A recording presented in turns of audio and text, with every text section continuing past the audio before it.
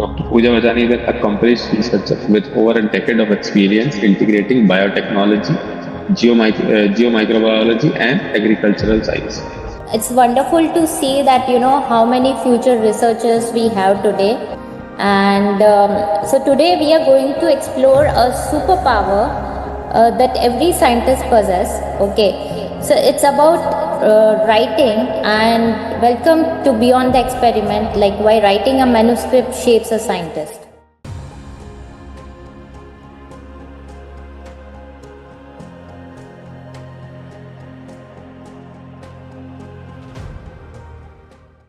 So next, I'd like to introduce Dr. Pooja Bachani. Dr. Pooja Bachani is an accomplished researcher with over a decade of experience integrating biotechnology, geomicrobiology, and agricultural science. She has earned her PhD from ACSIR, CSIR, CSMCRI, focusing on bioprospecting potassium solubility bacteria to support sustainable agriculture, followed by a prestigious postdoctorate fellowship at IIT Bombay. Beyond research, she has excelled in project management and science communication, mentoring students as visiting faculty at Amity University, and leading public outreach at ICER Pune.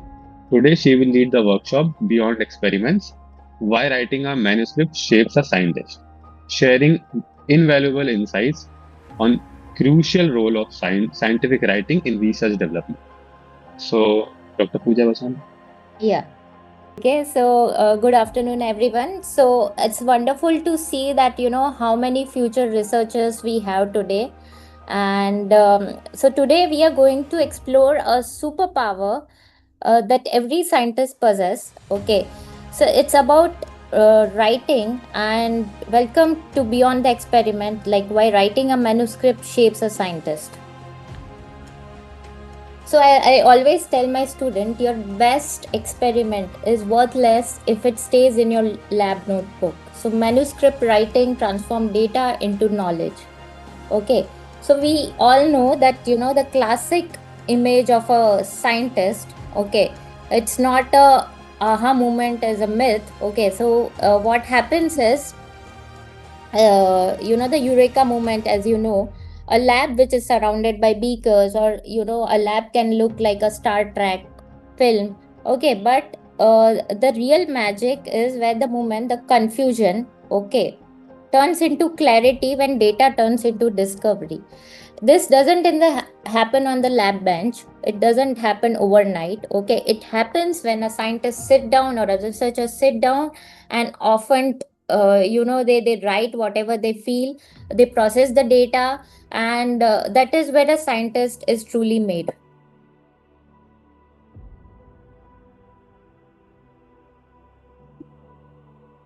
Okay, now coming to our activity part. Okay, so let's think that you all are a scientist in this room. Okay, and next few minutes, I'm going to give you 4 minutes. This is your activity. So, for example, your lab has tested two towels, that is brand X, which is a generic, and brand Y. Okay, my question to you is that you have the numbers, you also have some qualitative data. Look at everything. Look, your goal is one, that perfect conclusive sentence. Okay, just I want 2 to 3 volunteers after this activity. Okay, so your time starts now. Sankalp 113, so just remind me at 117. Okay. So everyone can see my screen? Yes, yes. Yeah. So look here at the data. You have to conclude the sentence. Look at everything, the notes also.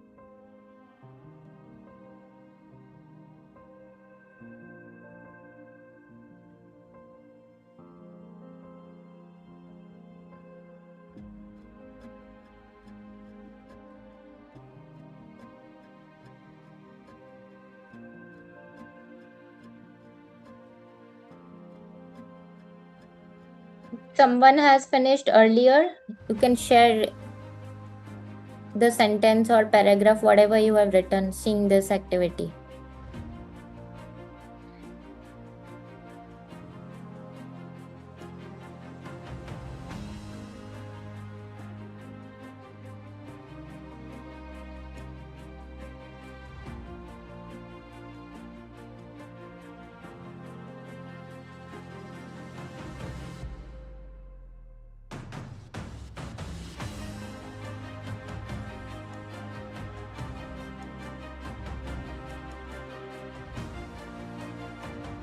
Okay, before I pick volunteers, if anybody is ready, please let me know.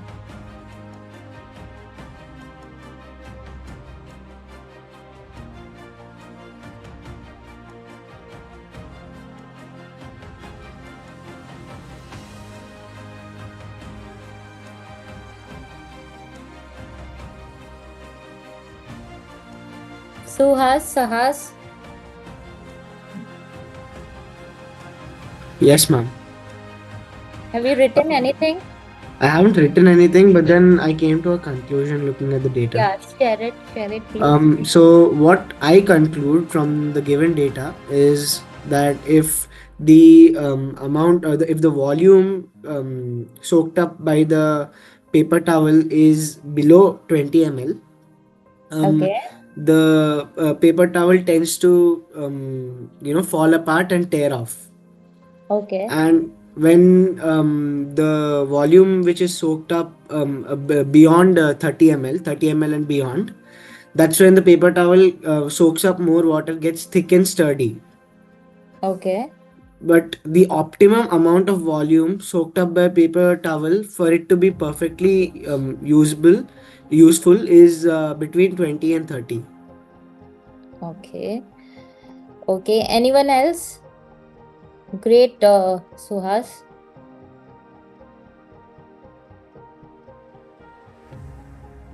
Tanishka, Siri, Nidesh.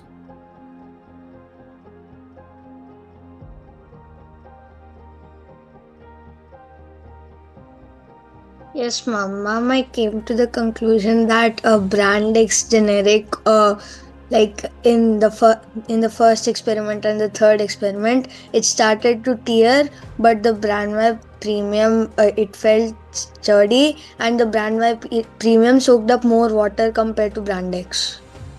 Okay, Like, okay, great, excellent, Nidesh. And what about Arya? Yes, Arya? Okay, so based on this, you can conclude that the generic brand, which is brand X, was probably made in a hurry or something because there was more demand, as it tore easily. And brand Y, which is the premium brand, is probably more expensive and it was made with more care and testing. Okay, okay. So, any other participant? Yes, Sahas. Ma'am, I feel that the sorry. I feel that the brand performance varies depending on the quantities. It is based on the quantities and the materials which have been used. Because generic and premium, it can depend on. It can vary with regard to the brand as well, the particular brand and the quality they do, the quality checks they are conducting, and all that sort. Okay. Meghla? We can conclude that brand Y is much more absorbent than brand X because it's much thicker, so it can hold more water. Okay. Ma'am, can I Amazing. also? Yeah. Please go ahead. Ma'am, I think that both the brands are compared on the basis of absorbency and strength. Yeah. Like brand Y seems to be more effective than brand X, Yes. and in all the three tests, so it remained like much more thicker and intact.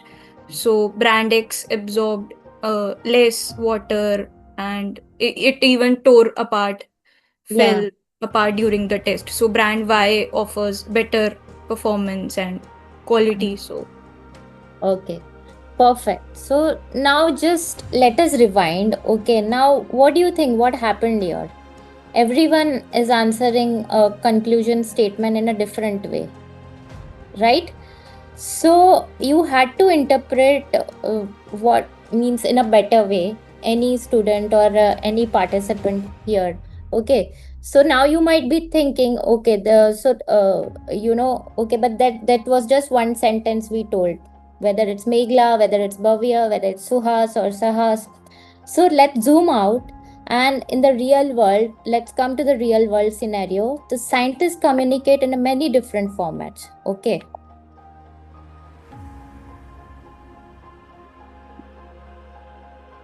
So the three tools which scientists believe are the critical thinking machine, okay, that moves you from what to why. That is clarity engine, forces you to make complex ideas simpler, and the collaboration passports, that is the third one that lets you to join the global science conversation. So until and unless you don't publish your research, there would be no collaboration passport. No one will know you what you are doing in your lab.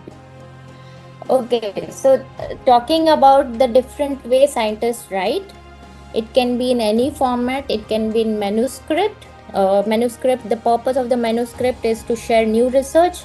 Okay, the audience can be the anyone or the other experts related to that field. Second, coming to the review paper, it summarizes your field. Okay, it can be students and researchers. Third is short communication, that is a quick breakthrough that you need fast publication. The audience, as in, there is something related to COVID-19, you just want to show to the world, that can be communicated in short communication. Oped, that is opinion writing. The purpose is influence policy. The audience is mainly general public. So that is how scientists communicate in a different way. It doesn't mean that you have to communicate research manuscript every time. It can be manuscript, it can be review paper, it can be short communication, or it can be open. So I have again a question for you, everyone. Okay, so you have a new experimental result that provides a strong evidence for a novel cancer biomarker. What article format is best for this? Okay, Nidish, yes, go ahead, Nidish. Ma'am, manuscript? Yeah. Okay, why not review paper, oped, or short communication? Ma'am, because you're not reviewing any article, you have you have did an experiment in which the result shows strong evidence for novel cancer biomarker. So it's Very an nice. original work. Excellent, excellent, Nidish. Okay.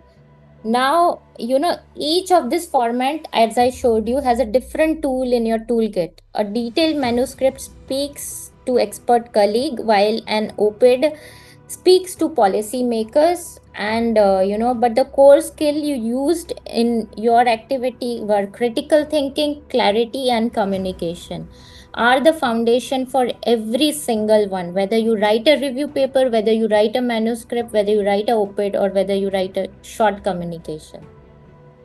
Okay, so and that brings the core message that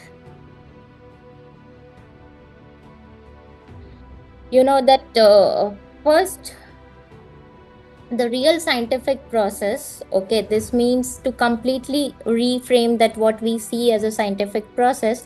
The scientific process start with the experiment, then goes to the data analysis, then again the data is reviewed by expert, or you say the scientists around the world, then coming up with the new better idea, then again with the idea, again this cycle goes on. So as you leave here today, I want to carry one idea with you, that is your next lab report, your next research paper. It can't be a final step, okay?